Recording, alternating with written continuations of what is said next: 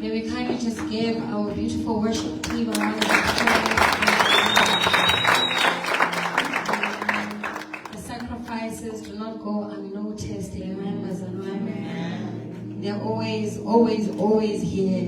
They give about this once. But we thank you so much for your commitment. Amen. We may have a seat, Bazala.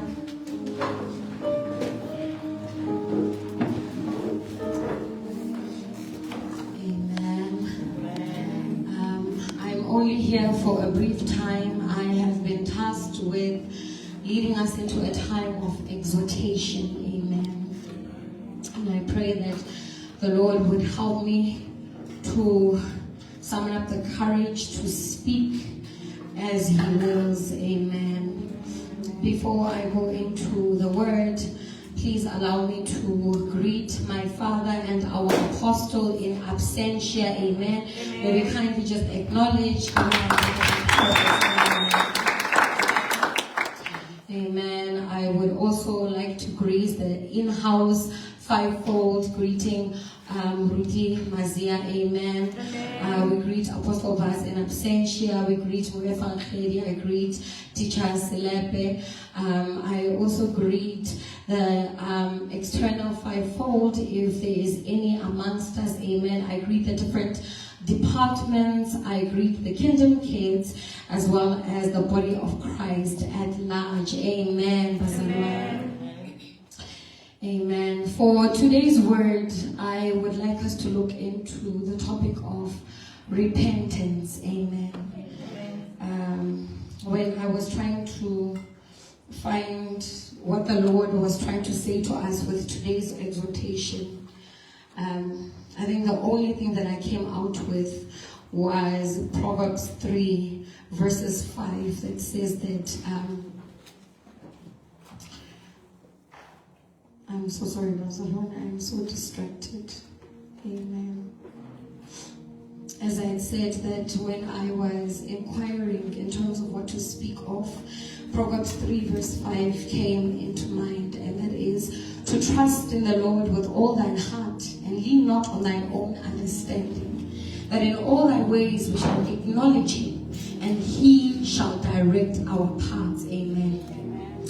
But today when we speak about repentance, I do not just wish to speak on repentance in broad, but I wish for us to speak of repentance as one of the keys to answered prayers. Amen. For I've come to understand that it is very possible for one to always be found in a posture of prayer, but yet you don't understand why certain things are not happening, why certain doors are not happening.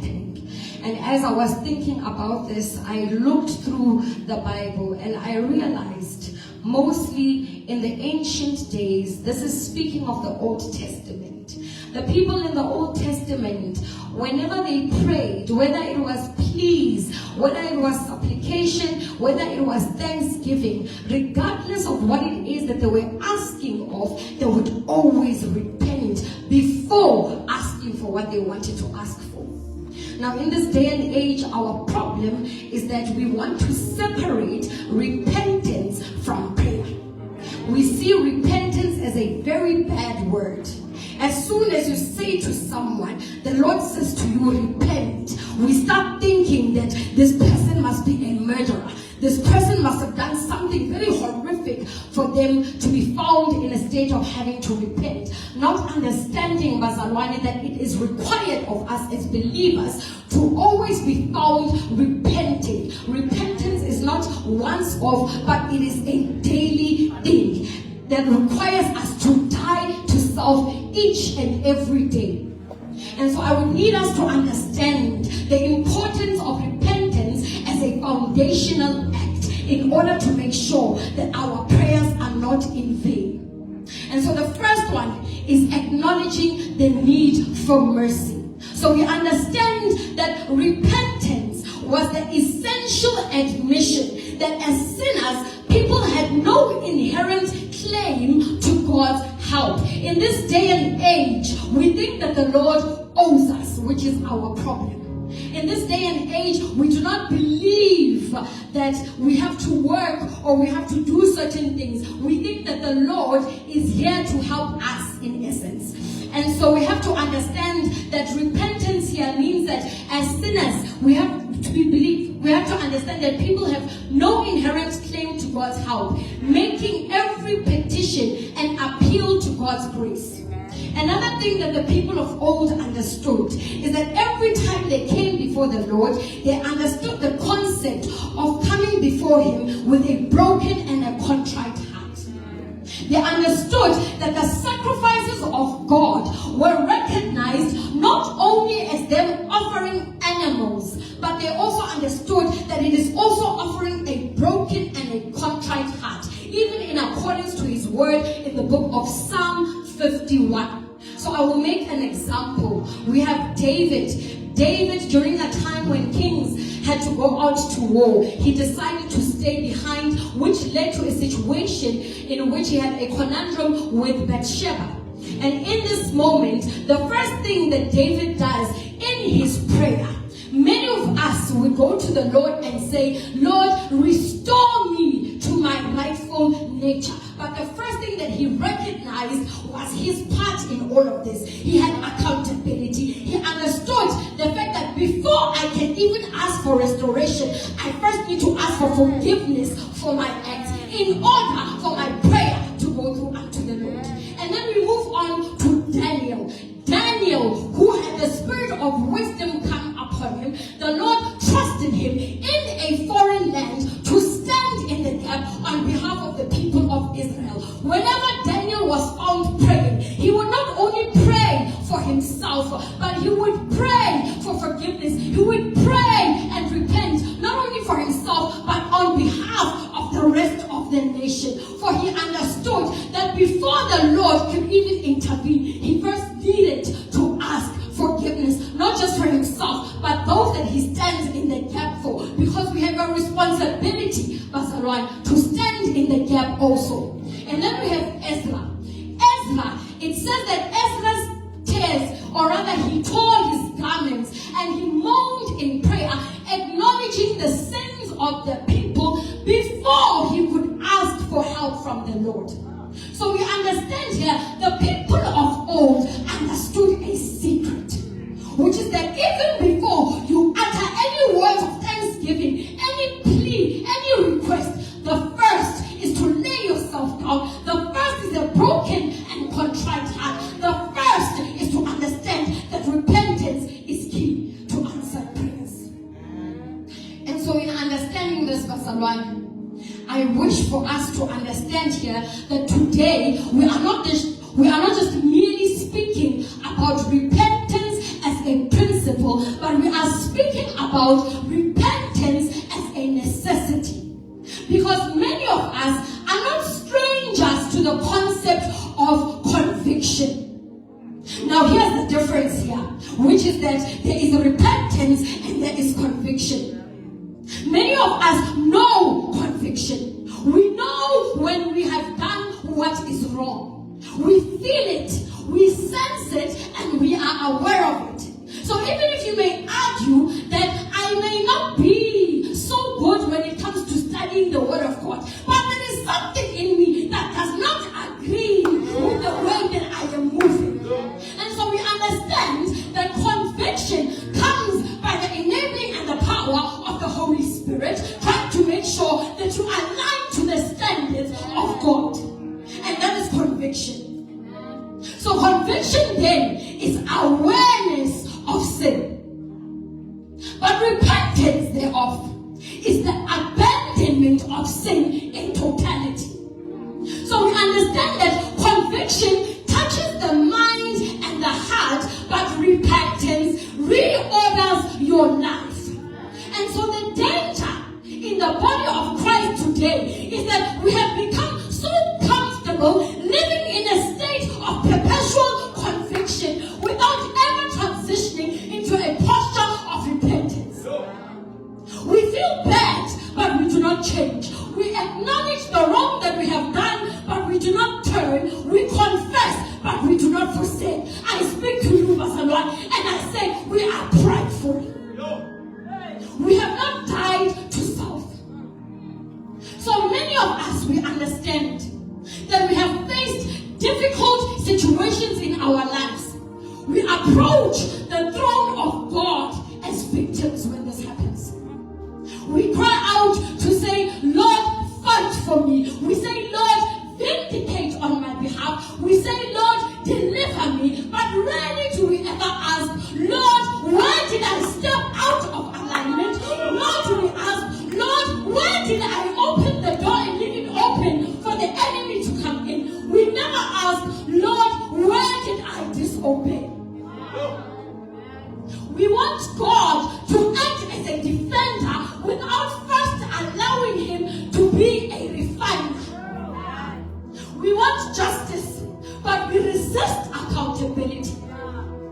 And so we understand that this then is not humility, but it is pride on our behalf.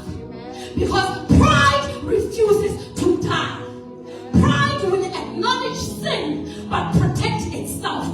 Pride will cry before God, but refuse correction. Pride will seek relief without surrender.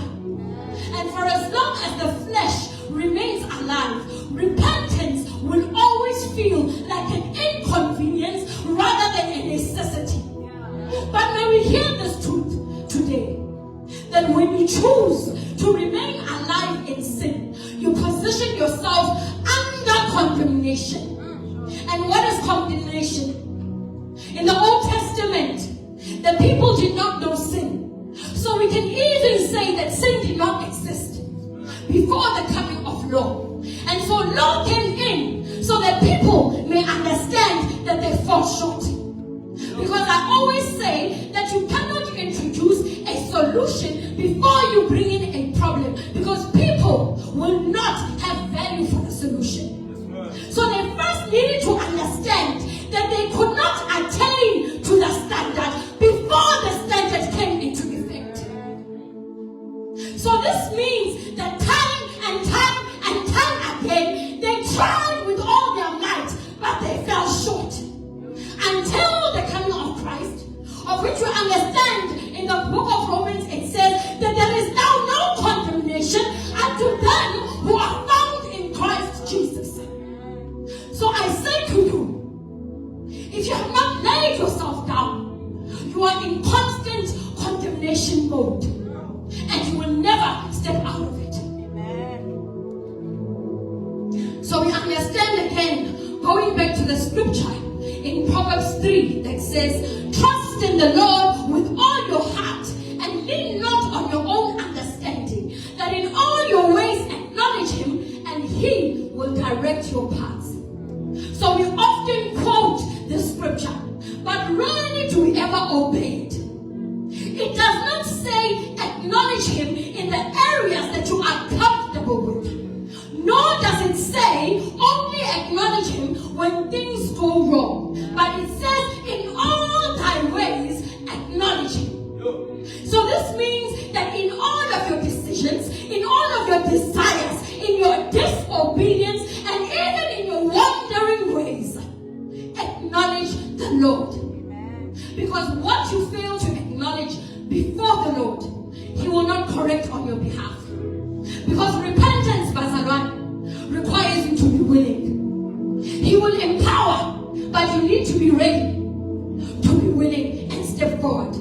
So acknowledgement is the doorway to repentance. We look at Jonah.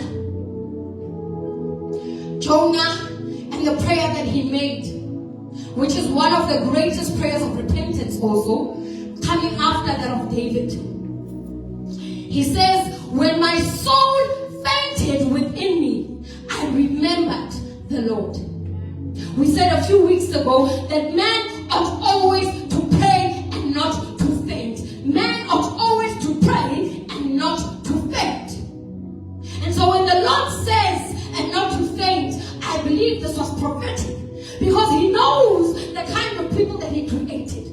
He knew that there would come a time in your life when you would be so disheartened, so tired, that prayers cannot carry you any longer. A time when you would start to faint. But he said, continue to pray. So we see here at this point, Jonah gotten to this point. Jonah had fainted. And he says that when my soul fainted within me, I remembered the Lord. And so Jonah had already been warned. He had already been instructed, and he had already disobeyed. But it was not the storm that changed him. It was not the consequence that changed him, but it was remembrance. He says that when my soul fainted, I remembered the Lord. So the moment here is repentance. So we understand that Jonah had cried out unto the Lord, praying every different kind of prayer. Lord, if you take me out of this, I will change. Lord, have mercy on me. Lord, please take me out. He had grown tired, Bazalwan. Every form of prayer, every form of plea was made until he grew faint. But it's when he remembered that repentance was the key. And this speaks of many of us. Many of us find in a position where we have fainted like Jonah.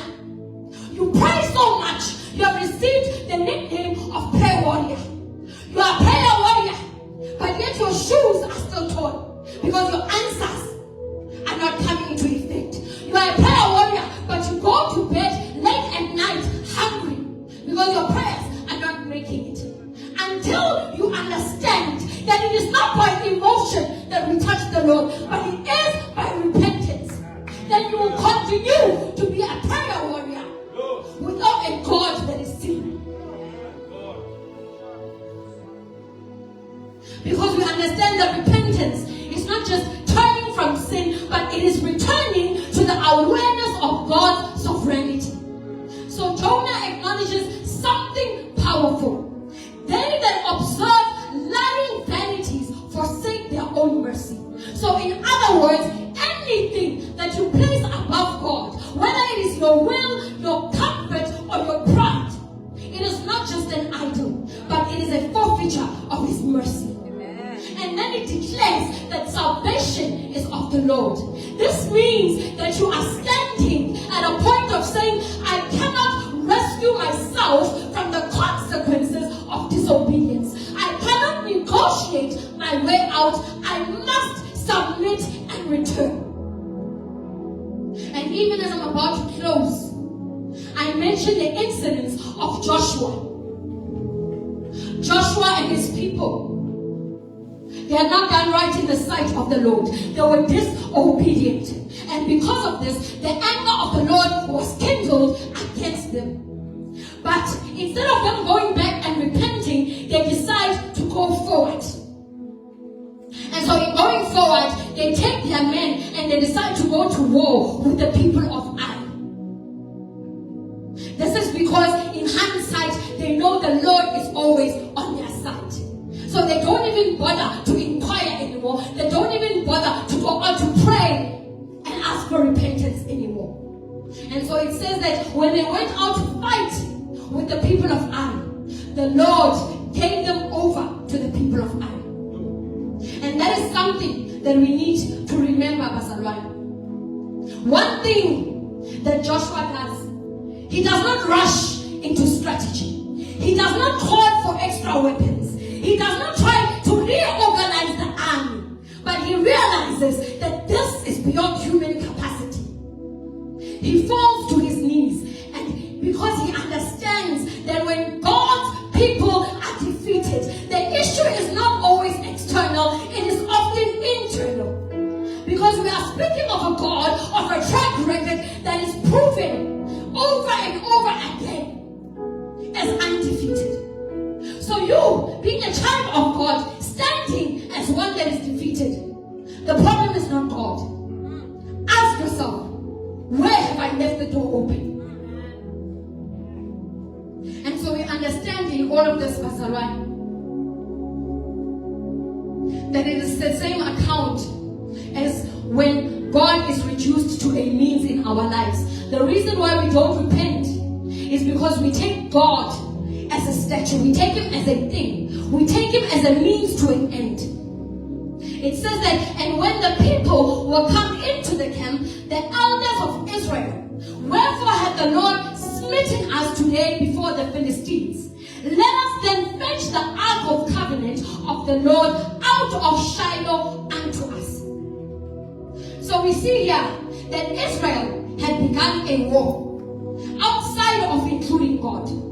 But once they started failing, then they decide to bring the Lord from Shiloh into the camp.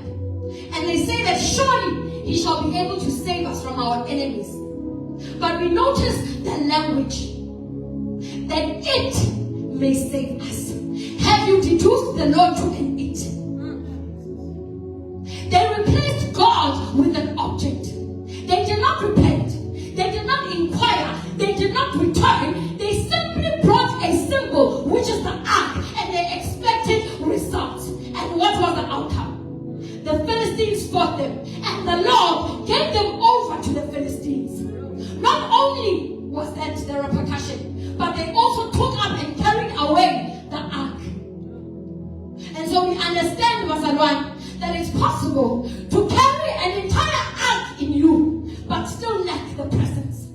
You can shout and still be out of alignment. You can call on God and still not be in right standings. So we need to understand that God is not a strategy. God is not a system. He is not your backup plan. He is not a reactionary force to our crisis. He is holy. He is just, and he is sovereign. In the book of Isaiah it says, behold, the Lord's hand is not shortened that he cannot save. So we understood the issue is not God's ability, but the issue is our condition. And so as I end, we cannot contend with external enemies while entertaining internal compromise. We cannot cry for deliverance while holding on to disobedience. We cannot expect God to intervene where we have refused to repent. And the Lord says in this moment again, therefore also now, turn ye even to me with all of your heart, and with fasting, and with weeping, and with mourning, and render your heart and not your garments. And so God is not calling for performance, but he is calling for us to return. He's not asking for outward display, but inward surrender. Because until we repent, we will continue to pray without power. Until we return, we will continue to cry, but without response. Because God is not moved by noise. He is not moved by your emotions. He is moved by alignment. And today, he is not asking for perfection. He is asking for repentance. Teacher P once said something, that the reason why the people make a mockery of our God is because of us. They don't need to stray far. When we stand boldly today to declare that it ends today, that we will return to our true nature. We will return back to the Lord. And we will acknowledge repentance as the key to our going forward. Amen.